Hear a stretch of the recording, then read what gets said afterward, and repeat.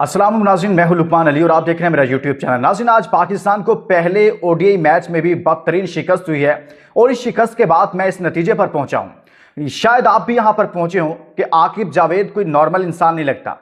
मेरे ख्याल में आकिब जावेद साहब का जहनी तवाजुन शायद दुरुस्त नहीं है, या इनको किसी साइकेट्रिस्ट के पास लेकर जाना चाहिए, या इनका मुआयना करवाने के बाद इनको पाकिस्तान क्रिकेट से इतना दूर कर देना चाहिए, इतना दूर कर देना चाहिए कि पाकिस्तान की क्रिकेट की इनको हवा भी ना लगे।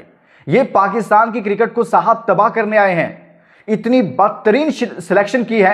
आज की शिकस्त के जिम्मेदार मेरे ख्याल में आकिब जावेद हैं और आपने भी कमेंट्स में बताना कि कौन जिम्मेदार है। इतनी गंदी सिलेक्शन की है। मैं आपके सामने आज के मैच का और आकिब जावेद साहब की सिलेक्शन का पूरा ऑपरेशन करूंगा।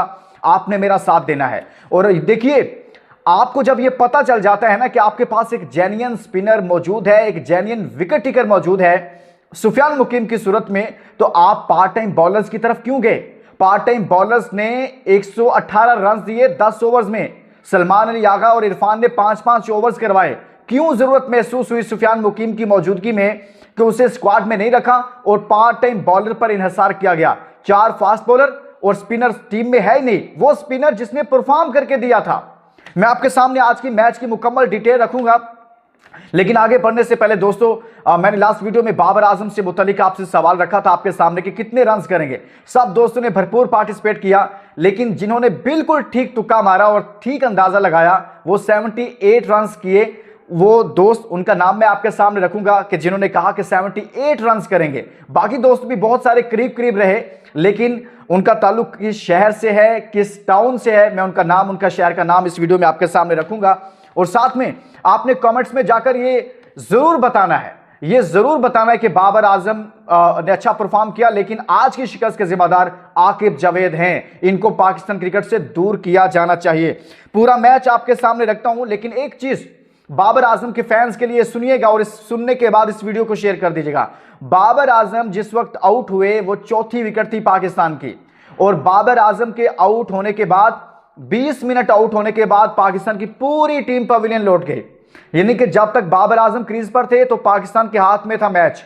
बाबर आजम आउट हुए तो पाकिस्तान की बैटिंग लाइनअप 20 मिनट में सिमट गई, और 20 मिनट में बाबर आजम के आउट होने के बाद सिर्फ 20 रन का इजाफा किया पाकिस्तान ने। यह है पाकिस्तान विदाउट बाबर आजम। तो बाबर आजम ने आज बड़े लंबे अरसे के बाद लंबे रन किए, 78 रन किए हैं। लेकिन यहां जो पागलपन का मुजाहरा किया गया है, वो सबसे बड़ा जो पागलपन आज के मैच में दोस्तों दिखाया गया, वो आकिब जावेद साहब ने सिलेक्शन में दिखाया। आप देखिए कि सुफियान मुकीम ने आखिरी मैच में 2 विकेटें ली, उसको एक मैच दिया गया, और उसके मुकाबले में एक ऐसे लड़के को तरजीह दी जाती रही शादाब खान की सूरत में, जिसने 5 मैचेस में सिर्फ 1 विकेट ली है। और सुफियान मुकीम को आज का मैच नहीं दिया गया, और इसी तरह से मोहम्मद अली को रखा गया जबकि वसीम जूनियर की जगह बनती थी। और सुफियान मुकीम ने इतना अच्छा परफॉर्म किया हुआ है पाकिस्तान के लिए, उस लड़के से पता नहीं क्या दुश्मनी है, क्या मुखालफत है। चैंपियंस ट्रॉफी में भी ऐसा ही हुआ।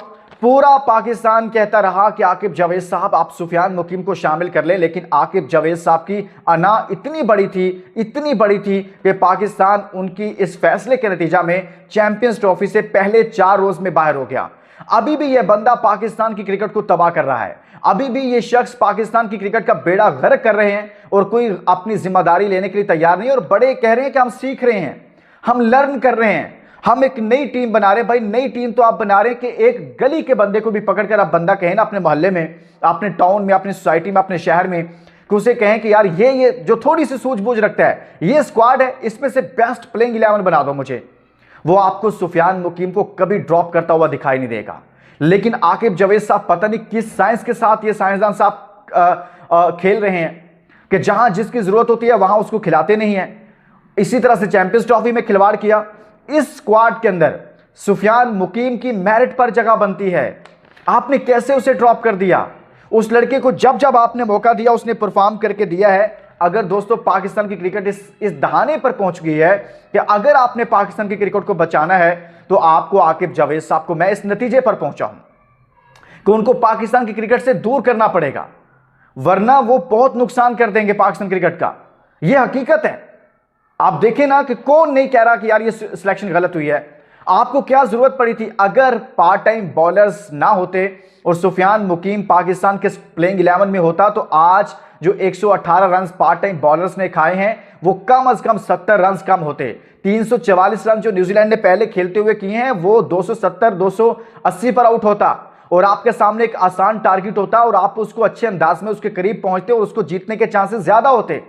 आपके इस गलत सिलेक्शन के नतीजा में 70 और 80 के करीब रन ज्यादा हुए और विकेटें भी नहीं ली। आप मुझे बताएं कि सुफियान मुकीम अगर होते, एक रेगुलर स्पिनर होता तो 118 रन बनने थे 10 ओवर्स में।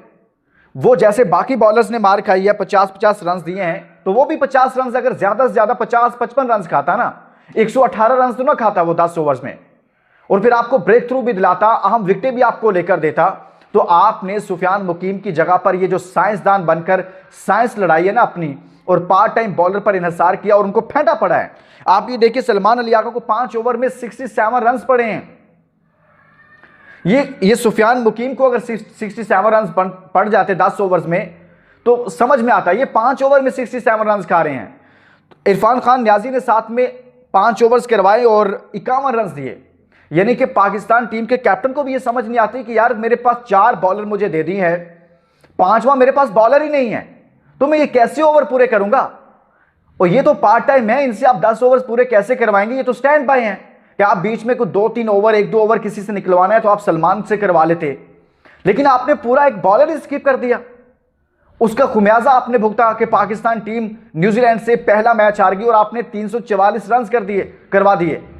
जवाब में क्या हुआ?